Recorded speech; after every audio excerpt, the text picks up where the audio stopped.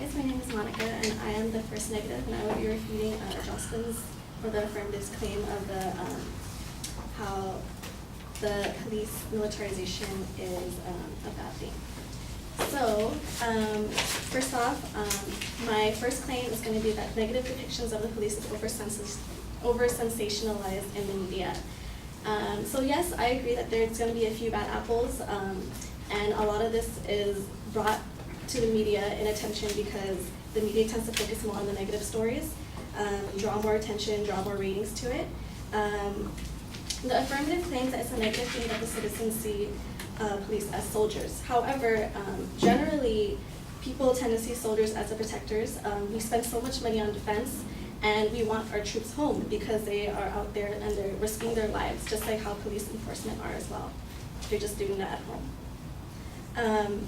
According to the Journal of Criminal Justice and Popular Culture, the media provides little information to judge police, and the news media focus on negative criticism rather than positive or successful crime prevention efforts. In essence, most media crime is punished, but policemen are rarely seen as heroes.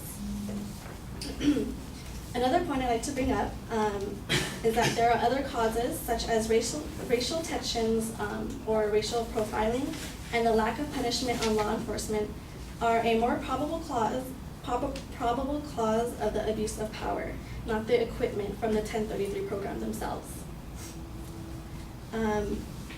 According to the Texas Observer, there was an 8-month study done on the Houston Police Department, and they found that in the past 6 years, Houston civilians reported officers for use of force, or AKA police brutality, a total of 588 times in those 6 years. Now, the Internal Affairs Division investigated each complaint and dismissed all but 4. So this goes to show that the lack of punishment can also contribute to police using force and over-abusing their power.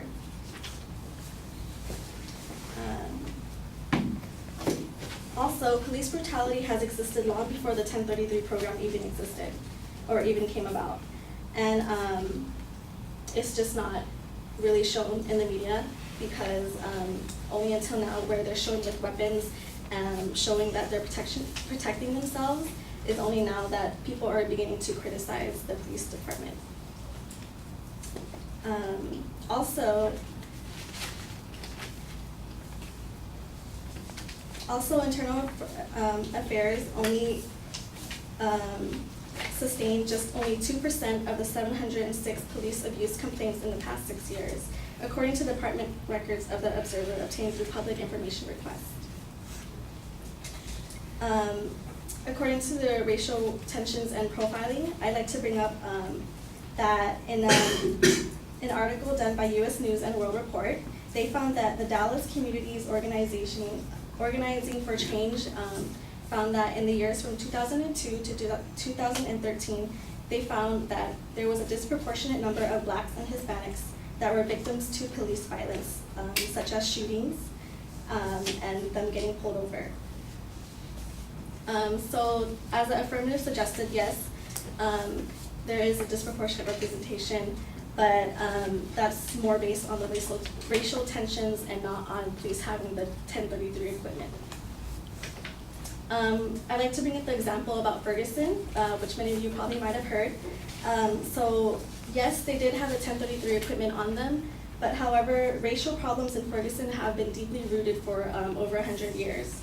The police force is mainly white policemen, and the community is predominantly Black. And so it may cause both parties to be a little bit uncomfortable when they're doing their jobs or just being regular citizens. My third claim is that psychological and physiological factors may also make officers more prone to participating, but not limited to, misconduct. There was an article from the Science of U.S. New York Media. They found that there is no actual substantial evidence that says the 1033 equipment or any military equipment make police more aggressive either. So as far as the psychological factors and physiological factors, being a policeman or any type of first responder is a very stressful job, and the job demands a lot.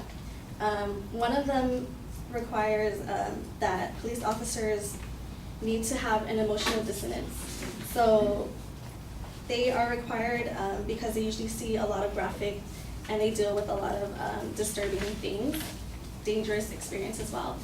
So the Texas Observer, in the study that they conducted with the Houston Police Department, they interviewed a retired cop, and he says, "You're knee deep in enough car wrecks, you see enough bodies torn apart, and you're all around this horror show enough times, and it just stops being so horrible after all.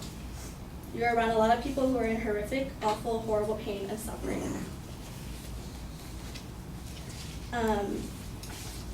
Also, I'd like to bring about the concept of groupthink. If you guys don't know what it is, groupthink is basically when you're in a group, you're less likely to make decisions that are against what your group thinks altogether. So if, say, a police officer is participating in getting beat up, beating up a citizen, they're less likely to either report it to the police department. And I like to maybe bring up the analogy that maybe it could be like a fraternity or a football team where most of them are supposed to be brave and tough and strong and macho. Other cops who may engage in misconduct are never really reported, such as like my last claim where I bring about how how they're never really punished for their actions. As far as the financial aspects, the affirmative claimed that by abolishing the 1033 program, excess equipment basically won't be necessary anymore. Now, because the United States spends over $600 billion on defense, excess equipment is inevitable. So, according to the magazine Army Sustainment, David Danford was a captain in the Army, and he talked about how much excess equipment was actually had in the department. So he mentioned that there was a lot of unneeded supplies. For example, he said, "In one instance, my unit has several hundred pairs of night vision goggles that were packed tightly into storage boxes only to be counted during inventory." He additionally said that they also had a lot of replacement. I gotta cut you off. It's 8 minutes.